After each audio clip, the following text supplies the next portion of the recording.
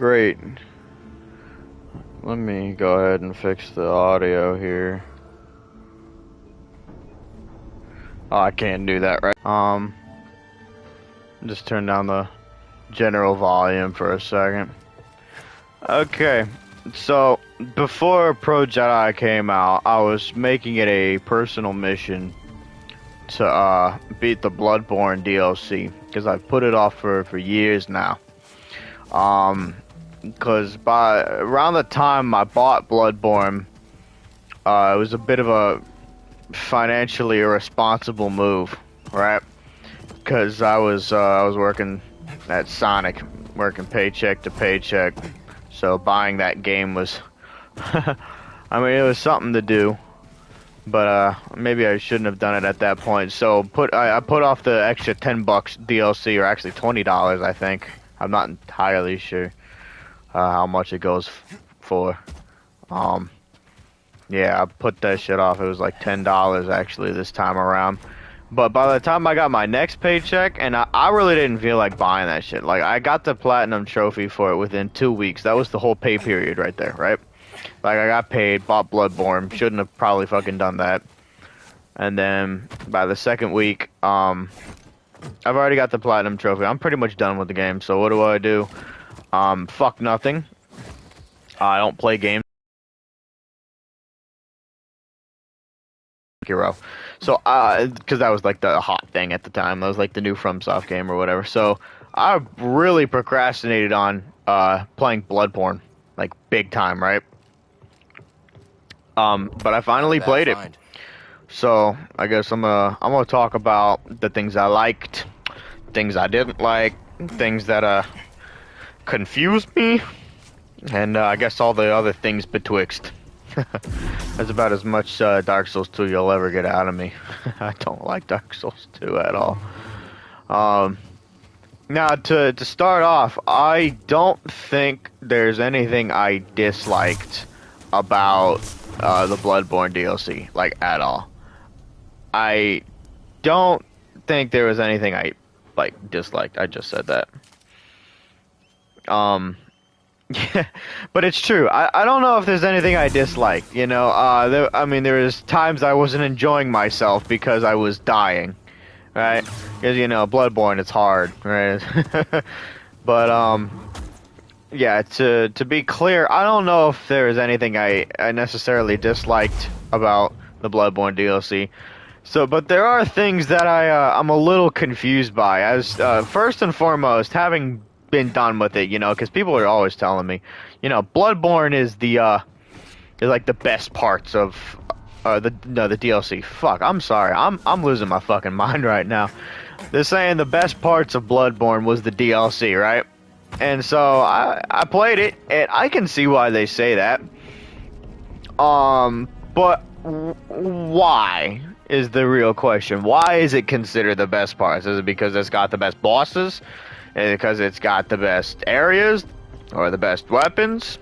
Because it adds new things in almost every regard. You get new outfits, new weapons, you got a couple new areas to explore. 3 main specific ones, to be honest. It's like mainly 3 new areas.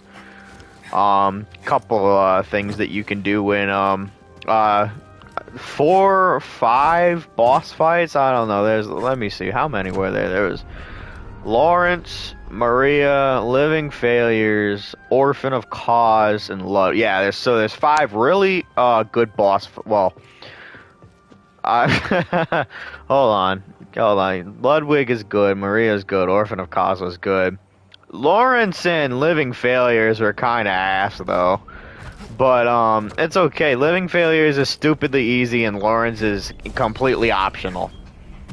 Yeah.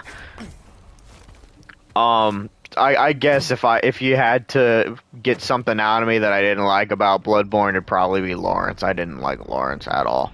And I guess you could just say, oh, I'm mad because I was bad at it. Yeah, absolutely. I have no shame in admitting I sucked at fighting him, so I died to him a lot, and I was not happy with him. But that leads me to another point that I'm going to talk about in just a second, specifically about the overall point of actually getting it? Is it because you want more of Bloodborne? Because you really got to ask yourself, why would I pay more for the same game? Right? That's the age-old question of DLC. Why pay more for the same game? Right? There's no point, right? Or maybe there is.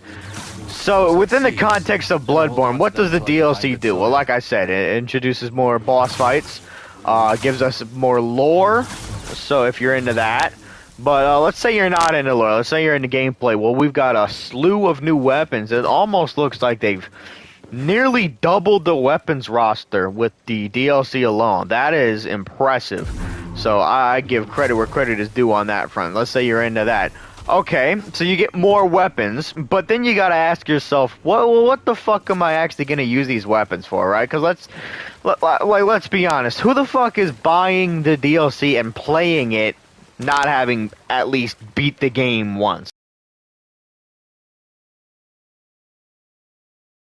Game is to reach the theoretical end.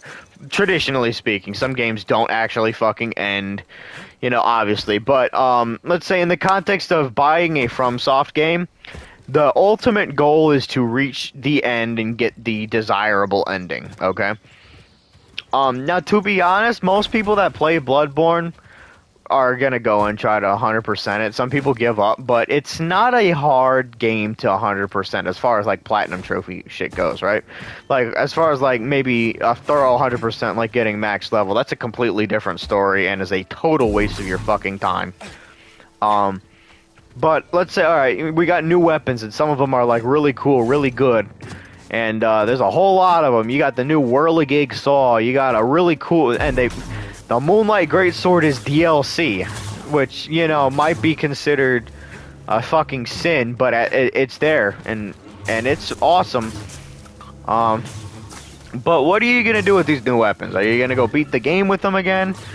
So you gotta question yourself before you go into it. It's like, well, am I really going to be using these fucking weapons? Because probably fucking not. I think out of all of the, and I think I've got all the DLC weapons, right?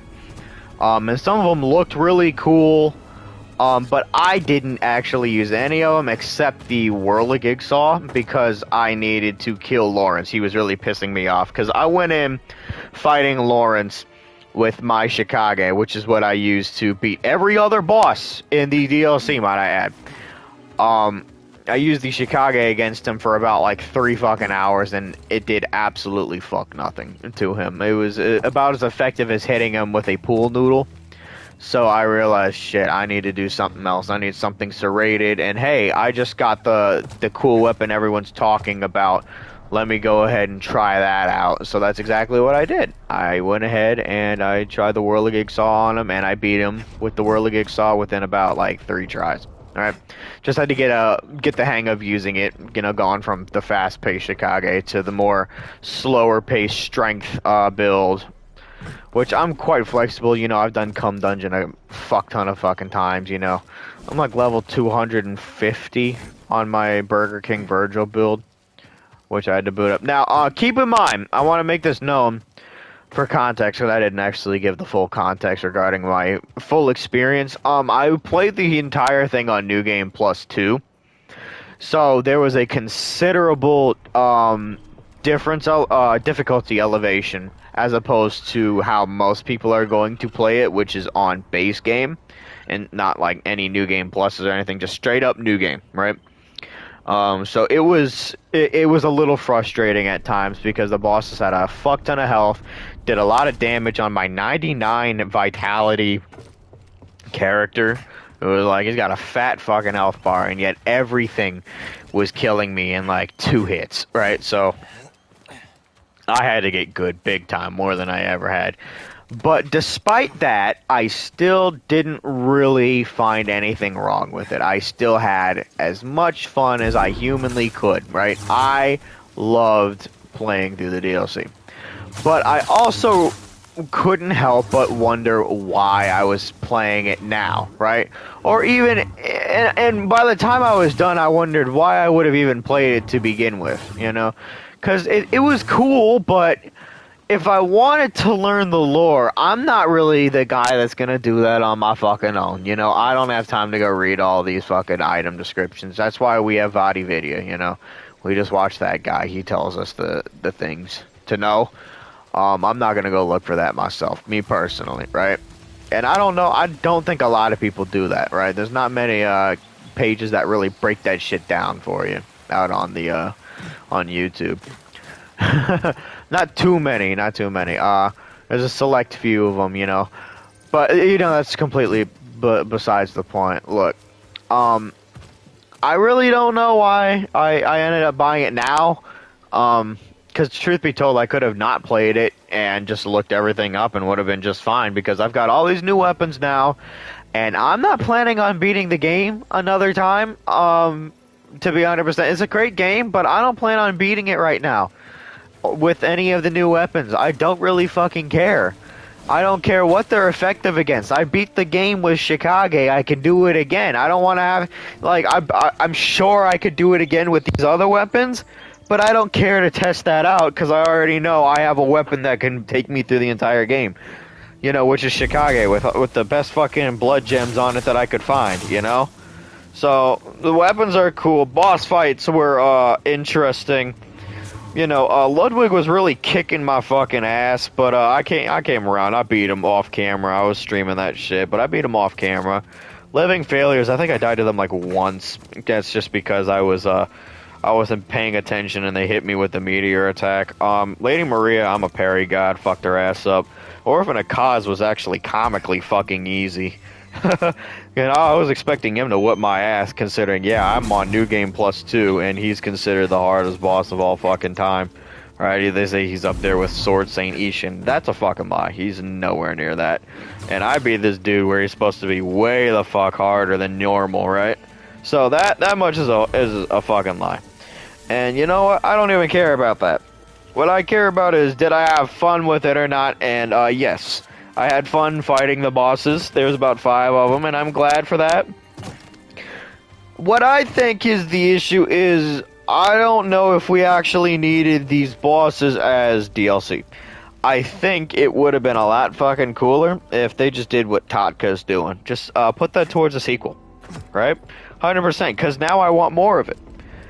See, now I want more of it. I don't want to go ahead and beat the base game with these things that could have been in a amazing fucking sequel. Like, this is all shit that would have been in an amazing fucking sequel.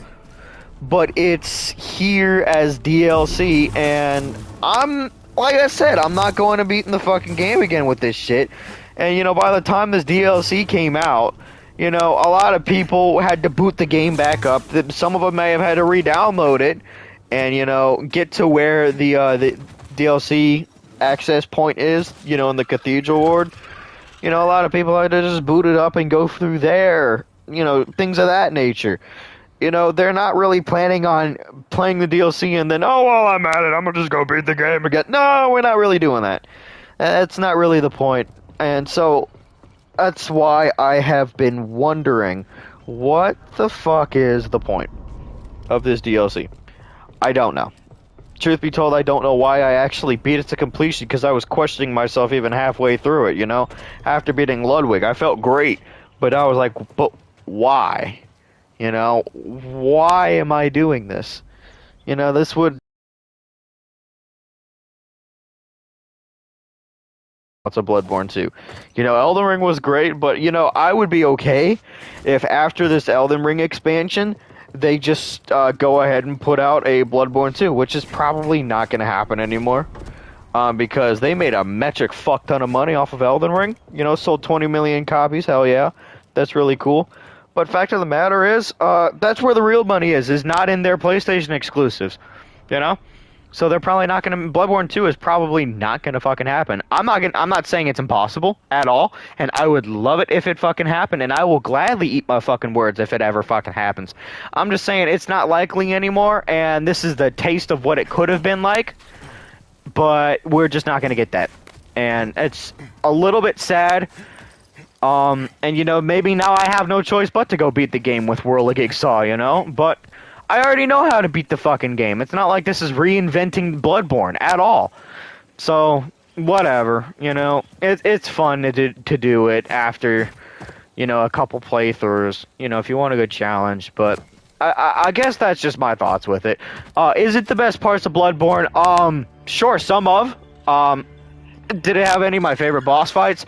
My favorite boss fight is Amygdala, but my favorite boss fight from the DLC was Lady Maria. That was fucking awesome. Orphan of Cause was also really good, just comically fucking easy, and I don't know why people think he's fucking hard. I think it's because the loud part of the community cannot parry. That's gotta be it. But anywho, that's about it.